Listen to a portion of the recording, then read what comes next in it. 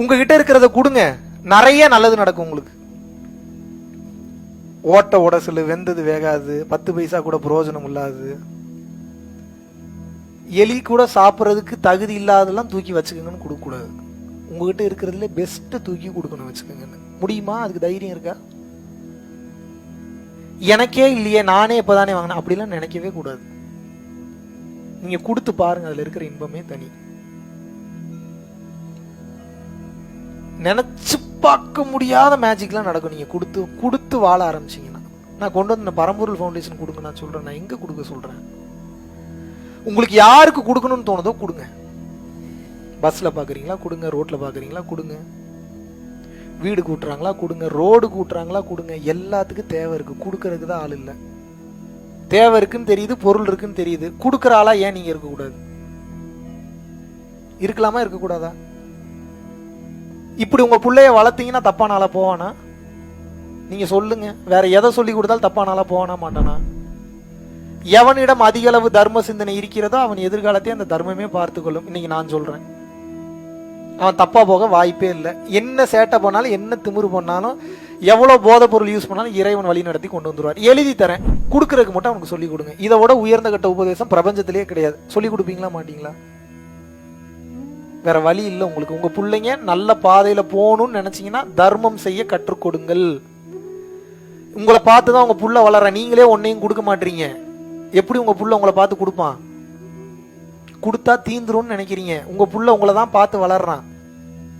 எப்படி அவனுக்கு மட்டும் கொடுக்கணுன்ற எண்ணம் வரும்? வருமா? வருமா?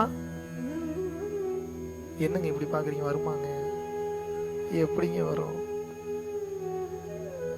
அவன் என்ன நினைச்சுப்பானா, அவங்களுக்கு வயது ஜாஸ்தி, அனுபவம் ஜாஸ்தி, அவங்களே இப்படி இருக்காங்கன்னா ஓ நம்மளும் இனிமேல் இப்படித்தான் இருக்கணும் போலன்னு நினைச்சு வாழ்ந்து. பாவம், உங்க குழந்தைங்களை கெடுக்கிறது வேற யாரும் இல்லை, நீங்க தான். வேற ஆப்ஷனே இல்லை.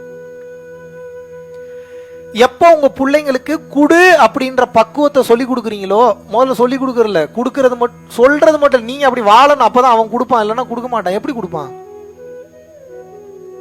கொடுத்தா நல்லது நடக்கும்ன்ற நம்பிக்கை அவனுக்குள்ள விதையணும், விதைக்கணும். எப்படி வரும்? நீங்க கொடுத்தீங்கன்னா தான் விதைக்கப்படும், இல்லைன்னா விதைக்கப்படாது. எல்லா புக்லயும் அதான் எழுதியிருக்கு. என்ன எழுதியிருக்கான்? வளைச்சு வளைச்சு, சுருட்டி சுருட்டி, நெளிச்சு நெளிச்சு, கீழே ஒரு கோடு, மேல ஒரு கோடு, சைட்ல ஒரு கோடு போட்டு போட்டு என்ன சொல்லியிருக்கானுங்க? குடு. இதைத்தான் போட்டிருக்கு, வேற ஒன்னும் இல்லை. நீங்க எந்த புக்கை வேணாலும் எடுத்து பாருங்க, எல்லாம் என்ன சொல்லுதுன்னா, என்ன சொல்லுது? குடு.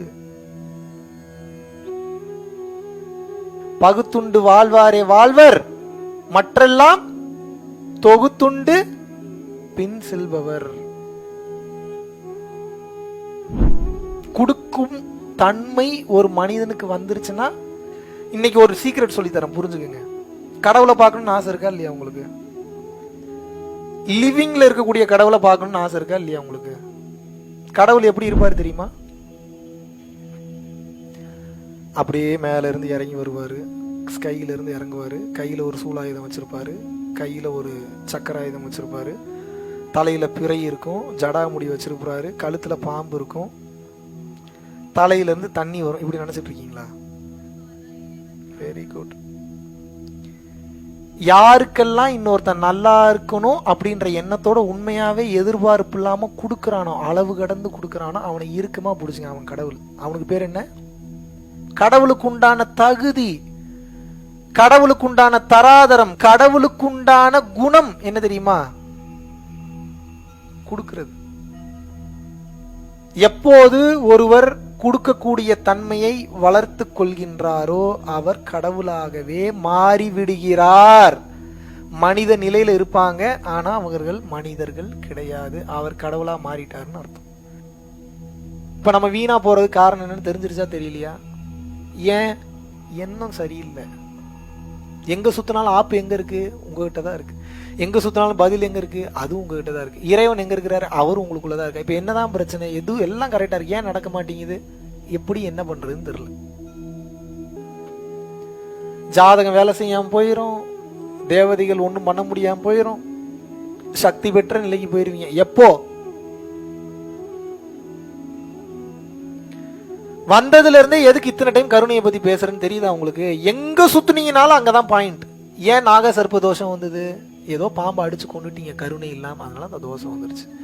பிரம்மகத்தி தோஷம் ஏன் வந்தது? கருணை இல்லாம யாரோ ஒரு பிராமணரை திட்டிட்டீங்க, காயப்படுத்திட்டீங்க, அதனால பிரம்மகத்தி தோஷம் வந்தது. செவ்வாய் தோஷம் ஏன் வந்தது? அரசு அதிகாரியவோ இல்ல நிர்வாகத்திறன்ல உச்சகட்ட நிலையில இருக்கிறவங்களோ யாரவோ கருணை இல்லாம காயப்படுத்திட்டீங்க, அதனால செவ்வாய் தோஷம் வந்தது. ராகு கேது தோஷம் ஏன் வந்தது? எங்கேயாவது எவனையாவது கருணை இல்லாம ஏதாவது பண்ணியிருப்பீங்க, அதனாலதான் தோஷம் வருது. குருவினுடைய தோஷம் ஏன் வருது? குருமார்களுக்கு எங்கேயாவது துரோகம் பண்ணியிருப்பீங்க, கருணை இல்லாம காயப்படுத்திருப்பீங்க. ஆக மொத்தம் எல்லா தோஷத்துக்கு காரணம் என்ன? கருணை இல்ல. கருணை இல்லாதனால என்னத்தையாவது பேசி என்னத்தையாவது வாங்கி கட்டி வாயிலிருந்து ஏதாவது ஒரு சாபத்தை வாங்கிட்டு இந்த ஜென்மத்தில் பிறக்கும்போது சாபத்தோட பிறக்குறீங்க. எப்படி சுத்தி எங்க போனீங்கனாலும் நீங்க கத்துக்க வேண்டியது என்ன? அமெரிக்கா போனீங்கன்னா கத்துக்க வேண்டிய ரகசியம் என்ன? யூகே போனா கத்துக்க வேண்டிய ரகசியம் என்ன? அயர்லாந்து, நெதர்லாந்து, சுவிட்சர்லாந்து, அதுவும் கருணை தான். எங்க சுத்தி எங்க வந்தீங்கனாலும் என்ன மேட்ரு? எப்ப கத்துக்க போறீங்க?